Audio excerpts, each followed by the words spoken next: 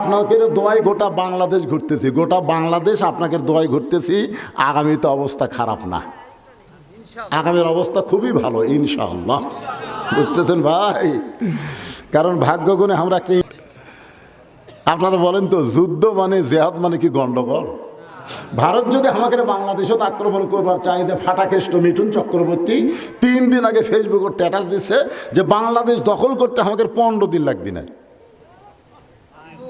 তো এখন একটা নায়ক হয়ে যদি আমাদের বাংলাদেশের ব্যাপারে কথা বলে 15 দিন লাগবে না, তো আমরা কি কমো? ওরে বাবারে কমো, আমরা কমাই আয়। হাতে 1.5 হাতা লাঠি আছে আর 1 হাতে খুর আছে। দেশের মধ্যে ঢুকবো, লাঠি দিয়ে পাড়ে ফেলে দেবো, খুর দিয়ে কাটে পল্টে দেবো। তোর কোন কথা ঠিক না? মালওয়ানের বাচ্চারা আয়। কি মনে করতেছেন দোয়া করবো নাকি? আল্লাহ আল্লাহ। দেখেন অকুনু মা সাদিকিন আয়াতের তাফসীর মনোযোগ দিয়ে শোনেন। সঙ্গে সঙ্গে আল্লাহ তাআলা নবীর উপর আবার আয়াত নাজিল করলেন, আমিনান নাসি মান ইয়াকুলু আমান্না বিল্লাহি ওয়া বিল ইয়াউমিল আখিরি ওয়া মা হুম বিমুমিনিন। আয়াতের বাংলা অর্থ হলো, আল্লাহকে বিশ্বাস করবে, আখিরাতকে বিশ্বাস করবে, নামাজ পড়বে, রোজা করবে, হজ করবে, জিকির করবে, এরপরও তারা মুমিন নয়। আল্লাহ বলেছেন অহুয়া বিমুমিনিন, এরপরেও তারা মুমিন হতে পারবে না। মুসলমানের মধ্যে তারাই হলো মুনাফিক। জোরে কান, তারা কি? আরো জোরে বলেন। এই বাংলাদেশে আল্লাহর কোরআন দিয়ে বাংলাদেশ চলুক, এইটা যারা পছন্দ করে না, এরা যতই নামাজ পড়ুক, রোজা করুক, হজ করুক, যাকাত দেখ, এরা হলো মুনাফিক। জোরে কান, কি ফিক? মুনাফিক। মুসলমানের বাচ্চা হয়ে আল্লাহর কোরআন দিয়ে আমাদের বাংলাদেশ চলবে না, এই চিন্তা তোমার মাথার মধ্যে আসে কেমনে? তুমি চেষ্টা করো, তুমি চেষ্টা করো। রাসূল বলেছেন, মান সাআলাল্লাহু তাআলা আশ-শাহাদাতা বিসিদিকিন বাল্লাগাহুল্লাহু মানাজিলাশ শুহাদা ওয়া মাতা আলা ফিরাশিহি। বাংলাদেশে আল্লাহর কোরআনের বিজয় হবে। এই কোরআনের পক্ষে যারা ইসলামে আন্দোলন করবে, মনে মনে যদি নিয়ত করে দরকার হলে বাতিলের বিরুদ্ধে লড়াই করে শাহাদাতের পিয়ালা পান করব, আল্লাহ রাসূল বলতেছেন ওয়া মাতা আলা ফিরাশিহি, সে যদি নিজের বিছানায় মৃত্যুবরণ করে, বাল্লাগাহুল্লাহু মানাজিলাশ শুহাদা, হাসরের ময়দানে আল্লাহ তাকে শহীদদের কাতারে দাঁড় করায়া দিবে। তাহলে চেষ্টা করার দরকার আছে না নাই? হ্যাঁ, আমরা চেষ্টা করব ইনশাআল্লাহ। আল্লাহ ডাক দিলেন, ইয়া আইয়ুহাল্লাযীনা আমানু, যারা আমাকে বিশ্বাস স্থাপন করেছো, আত্তাকুল্লাহ, তোমাদের মধ্যে যদি আল্লাহর ভয়টা সবসময় রাখতে চাও, আল্লাহর ভয় রাখতে গেলে মানুষের আইন দেওয়া হবে না, মানুষের তৈরি আইন দিয়ে আল্লাহর ভয় সবসময় থাকবে না, মাঝে মধ্যে থাকবে। কি কন? আসলে নামাজ পড়ছেন আপনি আল্লাহর ভয়ে, এবার জমির ধান দেখবার যায়, দেখতেছেন ওপর জমির পানি চলমল করতেছে, নিচে আমার জমির পানি নাই, তখন কিন্তু মানুষের ভয়, আল্লাহর ভয় আর নাই, তখন মানুষের ভয় কেউ নাই। মসজিদে করলো কার ভয়? কার ভয় নামাজ পড়ছে? কথা কন দেখেন, কার ভয় পড়ছে? তো বাইরে এসে চারিদিকে তাকায়া কেউ নাই, আস্তে করে বসে বিসমিল্লাহ কয়ে আল কাটছে, বিসমিল্লাহ কয়ে আল কাটে ওই পানিতে হাত ধোছে, দুই আবার দাঁড়ায় চারিদিকে তাকায় বলে আলহামদুলিল্লাহ, কেউ দেখেনি। আপনারা বলেন তো, কেউ দেখেনি, এটা কি আল্লাহর ভয়ে না মানুষের ভয়ে? কেউ দেখেনি।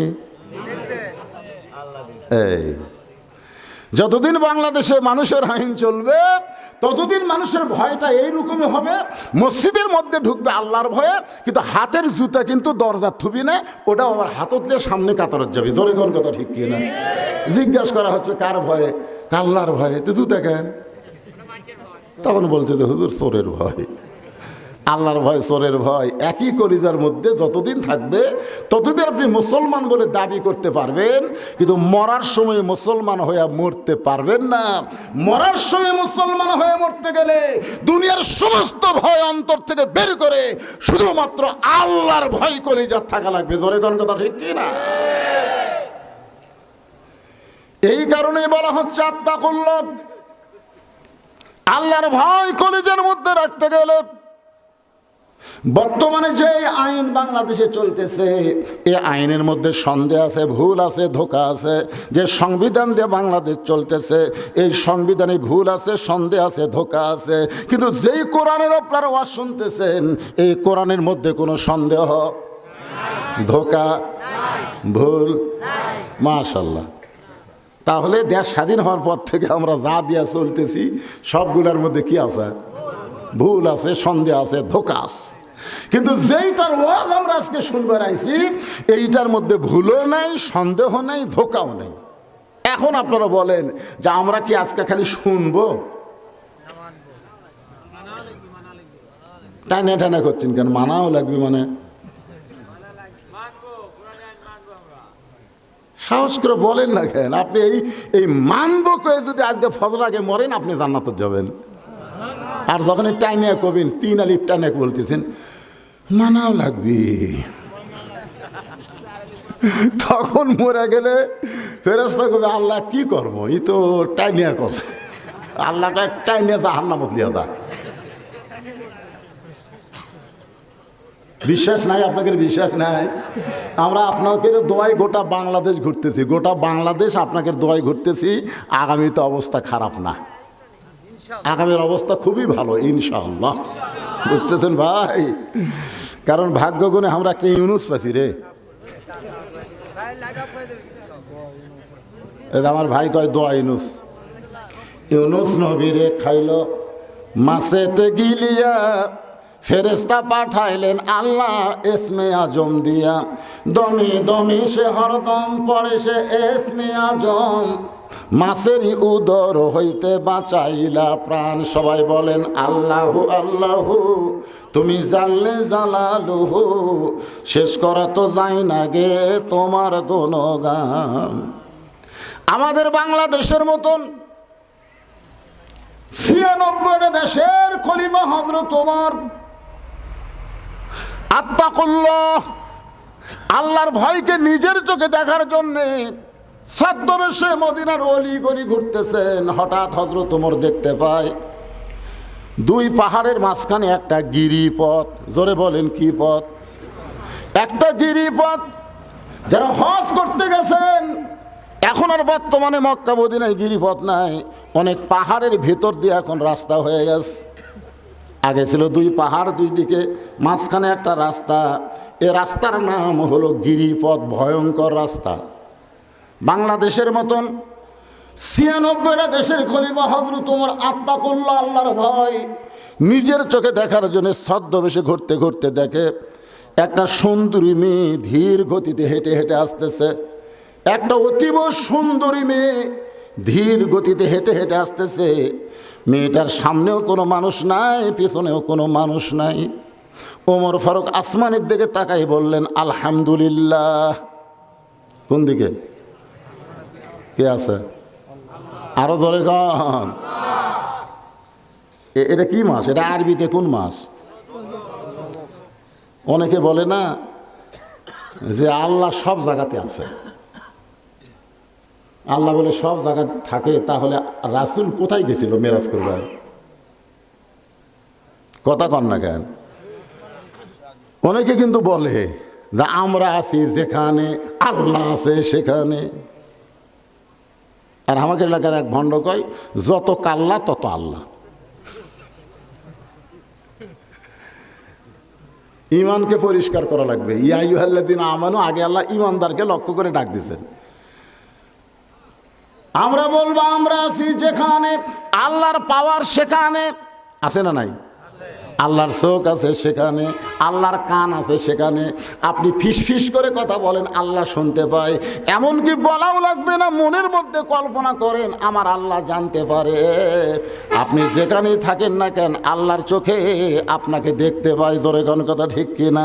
কিন্তু আল্লাহর নির্দিষ্ট একটা জায়গা আছে, সে জায়গা হলো মানিস তাওয়ালাল আরশ। আল্লাহ আরশে অধিষ্ঠিত। আসমানের দিকে তাকায় হযরত ওমর আল্লাহর প্রশংসা করলেন, আলহামদুলিল্লাহ, এত সুন্দরী একটা মেয়ে এই দুই পাহাড়ের মাঝখান দিয়ে ধীর গতিতে হাঁটতেছে, এত সুন্দরী একটা মেয়ে। এখন আপনারা চিন্তা করতেছেন হযরত ওমর যে মেয়েটাকে সুন্দরী বলতেছে, মেয়েটার চেহারা দেখে মেয়েটাকে সুন্দরী বলতেছে, বর্তমান বাংলাদেশের পরিবেশে পরিমণিকে মানুষ সুন্দরী বলবে। বাংলাদেশের পরিবেশে বেপরদা নারীর চেহারা যদি ভালো হয় তাকে সুন্দরী বলবে। কিন্তু আল্লাহর কোরআন দিয়ে যখন বাংলাদেশ চলবে তখন বেপরদা নারীকে কোনো তুমি সুন্দরী বলা হবে না। সুন্দরী নারী তারাই হবে যারা আল্লাহর আইন পর্দা মেনে চলে। মেয়েটা যদি দেখতে খাটো হয়, মেয়েটা যদি দেখতে কালো হয়, এরপরেও যদি আল্লাহর আইন পর্দা মেনে চলে, আল্লাহর ইসলাম কেবলমাত্র তাদেরকে সুন্দরী নারী বলে। আমার সঙ্গে এখন আপনাদের সবাইকে যদি আল্লাহর কোরআন বিশ্বাস করেন তাহলে স্লোগান দেওয়া লাগবে। আমি যেই বলবো পর্দানিশী নারী যারা, আপনারা বলবেন বিশ্ব সুন্দরী তারা। বলতে পারবেন না? পর্দানিশী নারী যারা। এতগুলো মানুষ, সাউন্ড নেই মানে আপনাদের এলাকার মেয়েরা পর্দা করে না? এই মেয়েরা পর্দা করে না? আপনার এলাকার মেয়েরা করে? তাহলে তো আপনার বউ পর্দা করে, তা আপনি বলতে সমস্যা কি? আমি যেই বলবো পর্দানিশী নারী যারা, আপনার বলবেন বিশ্ব সুন্দরী তারা।